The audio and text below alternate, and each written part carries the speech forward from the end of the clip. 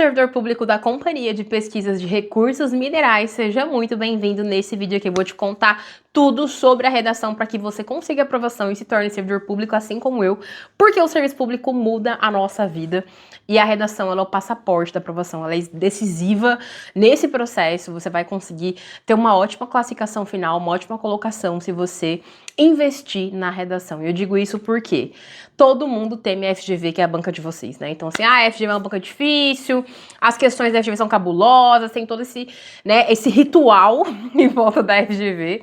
E eu quero dizer para vocês que eu tive 2 alunos nota máxima na FGV, no concurso público da Polícia Militar do Estado do Rio de Janeiro. Tem inclusive aqui vídeo falando dessas redações. Dentro dos meus cursos eu tenho uma live analisando a redação de um desses alunos.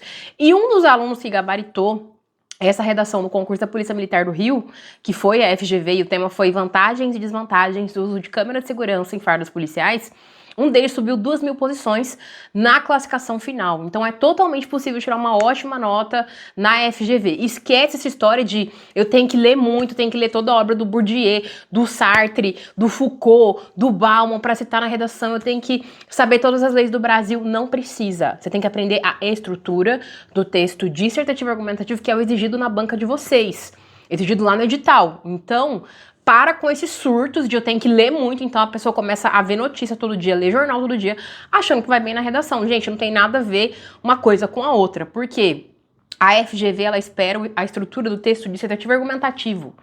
Vê notícia, lê jornal, lê a obra inteira do Foucault, você não tem nem esse tempo, que o concurso já é novembro, você não tem nem tempo de ficar lendo obra de autor. Tem que ter a coisa já mastigada, digerida e pronta para você. Eu falo isso também porque quando eu fui concurseira, quando eu estudei pro meu concurso, as pessoas, elas querem fazer tudo sozinha, assim, sabe? Não, eu tenho que, então, sozinha, eu vou desbravar. Gente, a gente não tem tempo em concurso público, são pouquíssimos meses. Então, tudo que a gente faz é estratégico. Então, essa questão de aprender redação não tem a ver com assistir mais notícias, ou ler mais jornais, ou ler a obra de autores. Tem a ver com aprender estrutura. Então, o maior erro é, eu vou estudar temas diferentes. Não, tem que aprender a estrutura. E aprender o que fazer em cada parágrafo. Então, o que eu tenho que fazer na introdução? Como eu inicio meu texto? Gente, tem gente que lê horrores e não sabe como começar a redação. E vai começar como atualmente nos dias de hoje. Uma coisa mais óbvia como é... Gente, impossível. Impossível conseguir uma ótima nota com atualmente nos dias de hoje. Todo tema de concurso é atual. Então é aprender a estrutura da redação. Para de focar nesses mitos que envolvem redação, que eu tenho que ler muito. Nossa, a partir de agora eu tenho que ler um livro por dia. Eu tenho que ler sobre sociologia, você tem que ter a coisa digerida. Porque você não tem tempo, até porque você também tem que estudar para a prova objetiva. Então muito cuidado com esses mitos e essas paranoias, essas alucinações que envolvem redação. Então é aprender estrutura, porque é isso que a FGV tá cobrando. No edital de vocês, a gente tem lá que a redação vale 20 pontos. Vai ser um texto dissertativo de 20 a 30 linhas. Eu sempre digo que quando a banca estabelece o número mínimo de linhas, não adianta fazer redação com o número mínimo. Então, meu edital são 15 linhas o mínimo. Vou fazer 15 linhas, ou o meu edital tem 20 linhas, vou fazer 20 linhas. Não é suficiente para conseguir uma boa nota. E por que a gente fala de nota boa? Porque a gente sabe que uma nota boa vai impactar no resultado final. Então a gente tem que parar também de querer ser medíocre, de tipo, não, eu quero a nota mínima. Não, se eu tirar o mínimo tá bom. Não tá, porque para ser concursado, para ser servidor público, tem que tirar uma boa nota na redação, porque ela é classificatória. Eu digo isso pelo meu concurso, gente, no meu concurso, eu não fui tão bem na objetiva. Então eu não fui tão bem em legislação, eu não fui bem em informática, eu não fui bem em raciocínio lógico. E a pessoa que no final das contas estava no segundo lugar, que eu fiquei em primeiro lugar, a do segundo lugar, ela foi melhor que eu nas objetivas. Ela foi muito melhor. Porém, quando chegou a redação, eu regacei. Eu quase gabaritei a redação, fiquei em primeiro lugar e ela despencou e foi para segundo, porque acho que eram 30 pontos de diferença da minha redação para dela. Então a redação ela é decisiva, então você tem que estudar tanto para objetiva quanto para discursiva. Agora, redação com número mínimo de linhas não consegue bom resultado. Você pode até conseguir classificação, ficar ali, né, classificado, mas assim, primeiras vagas para ser chamado urgente, para ser chamado 2026, janeiro, tá empossado, dificilmente você vai conseguir com o número mínimo de linhas. Então é importante que você faça aí de 27 a 30 linhas. Eu ensino no meu curso o que fazer em cada linha da redação. Porque muitos candidatos têm esse receio, né?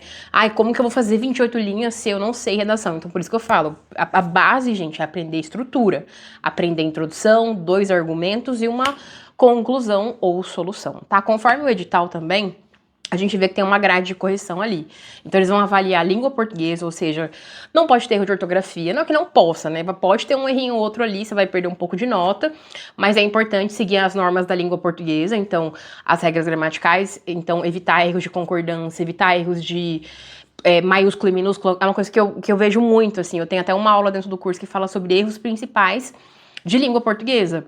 Muita gente esquece, por exemplo, que a Constituição Federal começa com letra maiúscula, porque é um documento, né? Então, leis, nomes de filósofos, de autores, nomes de países, tem que colocar com letra maiúscula. E às vezes você coloca a Constituição Federal com letra minúscula, já reduz nota. Tomar cuidado com vírgula, com concordância, com crase. Então é importante que você entenda as regras da língua portuguesa. Muita gente acha que precisa ter uma seleção vocabulária impecável ou muito refinada ou rebuscada. Gente, não tem nada a ver. Redação para concurso público não é sobre selecionar as palavras mais difíceis. É simplesmente sobre seguir as regras da língua portuguesa e tendo uma seleção vocabular que esteja adequada ao tema. Então, por exemplo, eu não posso dizer, dentro de uma redação que envolva segurança pública, por exemplo, ficar falando de bandido, de ladrão, que tem que morrer, porque a seleção de palavras que é feita aqui é uma seleção que vai contra a perspectiva da FGV, que é uma perspectiva de direitos humanos e Constituição Federal. Então, a seleção vocabular não tem a ver com escolher palavras complexas ou bonitas, mas se elas são adequadas para o contexto do tema da redação. Por exemplo, se a gente tem uma redação que envolve capacitismo ou luta de direito em relação a pessoas com deficiência, eu não posso dizer pessoas deficientes, porque isso está inadequado pela forma como a gente organiza a língua portuguesa hoje. Então a gente tem mudanças da língua ao longo do tempo. Uma das mudanças é essa, a gente não pode falar pessoa deficiente. O correto é pessoa com deficiência. Então a seleção vocabular não tem a ver com escrever bonito, mas escrever a língua portuguesa adequada e fazer a seleção de palavras que façam sentido dentro daquele tema. Que não sejam palavras, por exemplo, que tenham uma carga pejorativa ou uma carga negativa. Então, muito candidato quer escrever bonito na redação, acaba que escreve bonito, mas não traz conteúdo, e muitas vezes a seleção vocabular, ela tá desconexa dessas palavras bonitas. Então, esquece essa coisa de ter que escrever bonito. Eu tive um aluno que queria enfiar a palavra complexa na redação, mas os professores que vão ler o seu texto, eles já conseguem ter percepção de o candidato realmente estar usando essa palavra de forma produtiva dentro da redação, ou se ele está usando para enfeitar. E aí a gente já entra na mesma questão de citação e lei, né? Redação para concurso tem que ter citação e lei, que faça também sentido dentro daquele tema. O que muito candidato quer fazer? Às vezes quer colocar 2, 3 citações no mesmo parágrafo, ou seja, não tem nem espaço para argumentar, simplesmente porque usa a citação de forma decorativa, como se fosse algo para decorar o texto, deixar o texto mais bonito. A citação, quando ela é empregada para trazer produtividade para o texto, em termos de concepção da estruturação das ideias dentro daquele texto, daquela redação. Então, quando eu trago, por exemplo, um Steve Jobs, tecnologia move o mundo, quando eu trago um Kant, que ele vai dizer que o homem não é nada além daquilo que a educação faz dele. Quando eu trago um Nelson Mandela, que vai dizer que a educação é a arma mais poderosa que se pode utilizar para mudar o mundo. Quando eu trago, por exemplo, uma Bell Hooks, que vai dizer que os professores têm que criar novas formas de ensinar. Quando eu trago o Bauman, que vai dizer que as redes sociais são uma armadilha. Gente, eu tenho inúmeras citações aqui na minha mente. Todas elas estão sistematizadas, inclusive, no meu curso.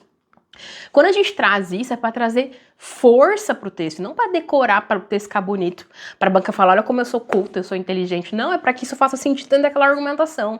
Então, se a gente está falando de um tema, vamos falar de temas porque a FGV não determina no edital tema, tá? Então pode cair qualquer coisa, não tem necessariamente relação com o meio ambiente. Então não fique esperando, a FGV vai cobrar meio ambiente porque a gente está falando de recursos minerais no Brasil. Não. Pode ser que ela cobre segurança, saúde, tecnologia, cidadania, cultura, arte. E por que eu gosto de frisar isso? Porque a FGV é uma caixinha de surpresas, tá? Ela pode, por exemplo, trazer um texto motivador e uma pergunta. Ela pode trazer um texto motivador e 3 perguntas. Ela pode trazer uma afirmativa. Então, ela é uma banca que ela é bem escorregadia nesse aspecto, né? Não há um padrão na maneira como ela constrói o tema. E a gente já teve muitos temas na FGV. Então, já caiu, por exemplo, vantagens e desvantagens de ser brasileiro. Já caiu a crise da leitura. Mais recentemente, no Ministério Público da União, caiu a questão dos investimentos espaciais. Então, assim, a FGV, ela não tem esse padrão, então você tem que se preparar para qualquer tema. E a FGV tem uma perspectiva ainda que é mais subjetiva, então às vezes ela traz questões mais morais e éticas. Não que ela não cobre algo concreto, por exemplo, saneamento básico, que é uma coisa concreta, a gente vê os efeitos da falta de saneamento básico no Brasil. Mas ela tem uma tendência a essas questões mais subjetivas, mais éticas, mais morais. Então, por exemplo, a ética e inteligência artificial, ética e meio ambiente, ela gosta dessas questões, né? Ou, por exemplo, qual o papel da escola e qual o papel da família. Então, ela geralmente tende a ter uma perspectiva um pouco mais humana, não tão concreta, né? Então, se prepare para qualquer tema. E é isso que eu ensino no meu curso, redação para qualquer tema, porque a FGV é uma caixinha de surpresas, tá? Então, não fique esperando um tema na sua área, porque pode ser que isso não venha. Então, o mais importante é aprender estrutura, cada parágrafo, o que fazer, uma solução alinhada aos direitos humanos, alinhada à Constituição Federal. Então, é realmente esperar qualquer coisa da FGV, porque ela tem essa perspectiva de não ter um padrão. Tem algumas redações que ela já colocou em concursos públicos que envolviam, como eu falei, perguntas ou afirmativas. Então, ela tem uma tendência a não ser a mesma em todos os concursos. Então, não fique esperando um tema que tenha relação aí com o cargo ou com a instituição. Então, é realmente se preparar para qualquer eixo temático. Para nossa sorte, existem citações e leis que se encaixam para muitos temas. Então, por exemplo, se eu estou falando de educação, eu posso utilizar a Constituição Federal, que vai dizer que educação é um direito de todos, é dever do Estado. Se eu falo de meio ambiente, a Constituição também prevê que é dever de todos preservar o meio ambiente ecologicamente equilibrado. Então, a Constituição é um ótimo documento, a Declaração Universal de Direitos Humanos é um ótimo documento. A gente tem leis mais específicas, dependendo do tema, então tem Estatuto do Idoso. Inclusive, recentemente, um concurso, eu não me lembro, não sei se foi da FGV, mas recentemente caiu um tema que eu achei bem interessante, que era a questão da violência financeira contra idosos. Eu achei um tema bem interessante, porque a gente geralmente fala de abandono de idosos, né? Eu achei interessante essa perspectiva. Se a gente fala de pessoas com deficiência, a gente tem o Estatuto da Pessoa com Deficiência. Se a gente tem, por exemplo, um tema que envolve crianças e adolescentes, a gente tem o ECA, que é o Estatuto da Criança e Adolescente. Então, existem leis para diferentes temas e a gente pode encaixar isso conforme o que faça sentido dentro daquele texto. Não fique esperando uma citação específica. Então o tema envolve, por exemplo, a questão... Teve um tema muito específico, acho que não foi da FGV também, mas que falava sobre a questão da inteligência artificial e dos dubladores. Então, discutir a relação de trabalho, né, dos dubladores e da inteligência artificial. Qual que era o limite artístico disso, né? E se a inteligência artificial poderia impactar negativamente o mercado de trabalho dos dubladores. Achei um tema também muito, muito forte, muito poderoso. Inclusive, uma aluna minha recentemente mandou uma redação sobre esse tema na plataforma. E quando a gente pensa num tema como esse, eu não preciso pensar numa citação que fale de dubladores, né? Eu trago Steve Jobs, tecnologia move o mundo, e a partir disso eu discuto aquele tema de maneira mais específica. Então nunca fique esperando uma citação específica para aquele tema, porque é importante que eu entenda que existem leis e citações mais amplas, mais gerais, e eu, como autor da redação, conecto isso com aquele tema. Então é importante ter um conjunto de citações de leis que você consiga digerir, absorver, para que você consiga aplicar isso para qualquer tema, e é totalmente possível. Não fique, por exemplo, pensando, eu vou decorar um modelo pronto de redação. Isso não funciona na FGV, porque ela tem essa característica que muitas vezes não é unilateral. Então, por exemplo, o Enem, quando a gente constrói a redação para o Enem, é um único caminho argumentativo, ele é unilateral. Na FGV não, às vezes ela pode cobrar aspectos positivos, negativos, ela pode pedir para que você traga vantagens e desvantagens, e você tem que trazer essas duas coisas, esses dois lados da mesma moeda, e não um único discurso. Então, muito cuidado, porque o modelo não vai funcionar na FGV. Se você quer nota, tem que aprender estrutura, aprender boas citações de leis que se alinham com a perspectiva discursiva da banca, para você conseguir aprovação e conseguir se tornar servidor público. Então, eu espero muito que esse vídeo tenha te ajudado. Eu posso trazer depois uma redação estilo da FGV para você conseguir ter uma noção de como estruturar os parágrafos, mas se você quer acelerar a sua jornada, quer logo a aprovação, clica nesse link abaixo, o primeiro link é do curso de redação para concursos públicos, e eu falo muito da FGV lá, tem uma live analisando a redação do meu aluno que tirou nota máxima na FGV, tem e-book de modelo de redação, tem e-book de estações, tem plataforma de correção e vai te ajudar bastante, porque você sabe que caro é não ser aprovado, então entra aqui e investe em você.